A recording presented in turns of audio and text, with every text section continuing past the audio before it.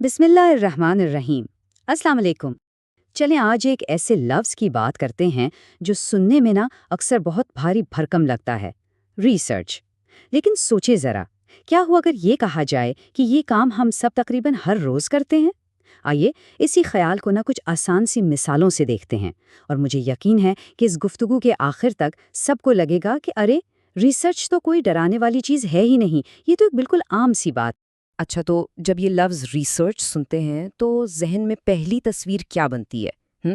शायद कोई साइंसदान जो लैब कोट पहने तजुर्बे कर रहा हो, या कोई आलिम जो बड़ी बड़ी मोटी किताबों में खोया हुआ हो। हाँ, आमतौर पर यही लगता है कि ये कोई बहुत ही पेचीदा और ख़ास लोगों का काम है ना? हाँ बिल्कुल, यही तस्वीर है जो हम सबके जहनों में कहीं ना कहीं बैठी हुई है।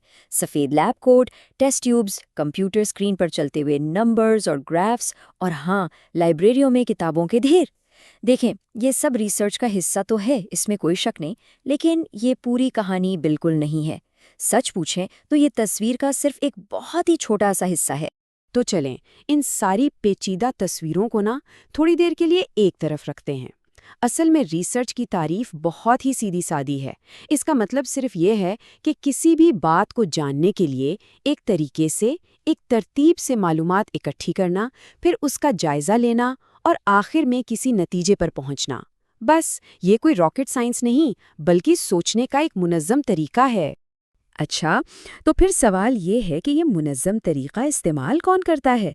क्या सिर्फ डॉक्टर्स और साइंसदान? नहीं, हरगिज़ नहीं। कारोबारी लोग अपने फैसलों के लिए, स्टूडेंट्स अपनी असाइनमेंट्स के लिए, और यहाँ तक कि घर चलाने वाले भी अपने रोज़मर्रा के कामों में इसे इस्तेमाल करते हैं। सच तो ये है कि हम सब अपनी अपनी जगह छोटे बड़े रिसर्चर हैं। चलें, इसे एक बहुत ही आम सी मिसाल से समझते हैं, जिसका तजुर्बा तकरीबन हम सबको होता है। फ़र्ज़ करें कि एक नया मोबाइल फ़ोन ख़रीदना है, तो सबसे पहला कदम क्या होता है? ज़ाहिर सी बात है, कोई भी बस दुकान में जाकर पहला नज़र आने वाला फ़ोन नहीं उठा लेता। पहले हम मालूमात इकट्ठी करते हैं, है ना? दोस्तों से पूछते हैं कि उनका तजर्बा कैसा रहा, दुकानदार से मुख्तलिफ मॉडल्स के फ़ीचर्स के बारे में जानते हैं, फिर ऑनलाइन जाकर लोगों के रिव्यूज़ भी पढ़ते हैं। तो ये क्या है? ये मालूमात जमा करने का एक मुनज़्ज़म तरीका ही तो है। यही जो सारा काम किया ना, इसी अमल को बिजनेस की दुनिया में मार्केट रिसर्च कहते हैं। यानी किसी भी चीज़ को खरीदने से पहले उसके बारे में जानना, मालूमात इकट्ठी करना और फिर कोई फैसला करना। देखा, कितना आसान और रोज़मर्रा का काम है। अच्छा, फ़ोन की मिसाल से थोड़ा आगे बढ़ते हैं और एक और अहम मामले को देखते हैं। जब अल्लाह ना करे सेहत का कोई मसला हो और डॉक्टर के पास जाना पड़े, तो वहाँ क्या होता है? वहाँ कौन सा तरीका अपनाया जाता है? देखें, डॉक्टर सबसे पहले अलामात पूछता है। ये क्या है? ये मालूमात जमा करने का पहला कदम है। फिर वो मज़ीद पक्की मालूमात के लिए कुछ टेस्ट करवाता है, और आखिर में वो इन सारी मालूमात यानी अलामात और टेस्ट के रिजल्ट्स, इन सब को मिलाकर बीमारी को समझता है और फिर इलाज बताता है। तो ये जो पूरा प्रोसेस है ना, ये अपने छोटे से पैमाने पर दरअसल मेडिकल रिसर्च की ही किस्म है।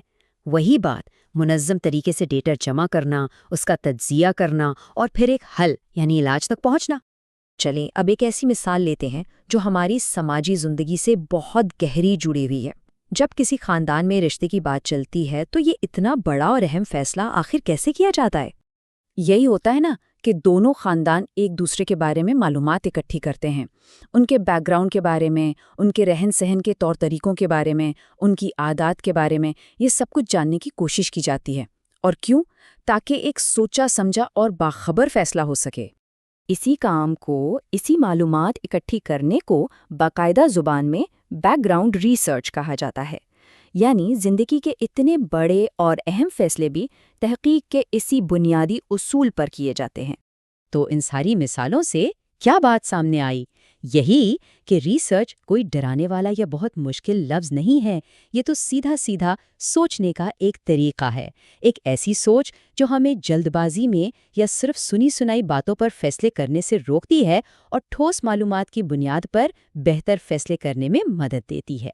तो बस, जब भी हमारे जहन में कोई सवाल आता है, हमें किसी मसले का हल चाहिए होता है, या हम कोई भी फैसला करने से पहले मालूमात इकट्ठी करते हैं, तो हम दरअसल रिसर्च के ही कदम इस्तेमाल कर रहे होते हैं। फ़र्क सिर्फ इतना है कि हम उसे रिसर्च का नाम नहीं देते। تو آخر میں ایک سوال چھوڑے جاتا ہوں، ذرا اپنے آج کے دن کے بارے میں سوچئے۔ کیا آج کوئی چیز خریدی، کوئی مسئلہ حل کیا، یا کسی سے کوئی اہم بات کرنے سے پہلے اس کے بارے میں کچھ معلومات اکٹھی کی؟ آج کے دن میں وہ کون سا لمحہ تھا جب جانے انجانے میں ہم سب ایک ریسرچر بنے؟ سوچئے گا ضرور۔